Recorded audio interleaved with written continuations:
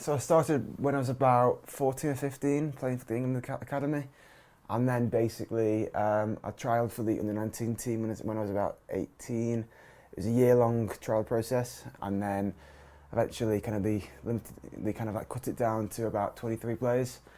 And then I got selected, kind of went from there. I went to Canada last year, end of last year in July. We were there for 3 weeks, so it consisted of things like team meetings and lots of that sort of stuff. And we trained probably twice a day, quite light training.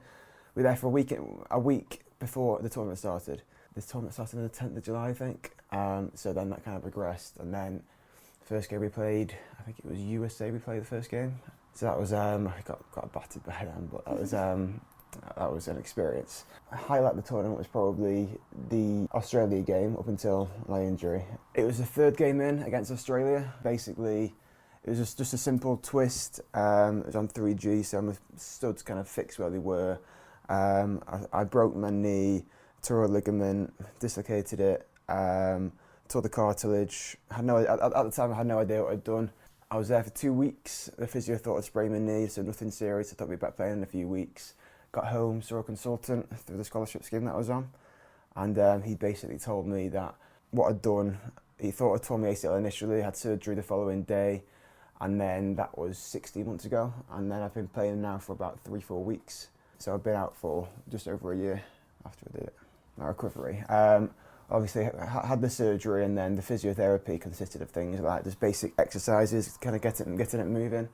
So it started off kind of like very low weight stuff, just kind of like mobilising the knee itself to keep the ligament kind of like nice and loose. Following that, it kind of built up to stuff like gym work, like deadlifts in the gym, all that kind of like technical stuff. Eventually, kind of progressed to kind of like hops and bounds and stuff, and change of direction, and more weight bearing things. About 4 weeks ago, the physio discharged me from like his care altogether and said basically you're good to go now. Currently, I'm playing for uni still. Started playing for uni again about 4 or 5 weeks ago, and then I played second team for my club team up until last weekend when I played first team, and I'm trialling for England actually this weekend and the following weekend. I was on the radio last year before I went.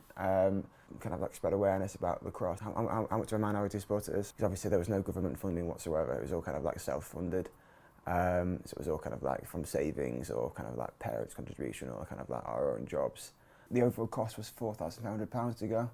Obviously, kind of like raising that money yourself is not near enough impossible when you're at uni and things. You're trying to balance going to uni with like work and then sport. So it's hard to kind of like raise all that money in kind of like this short space of time.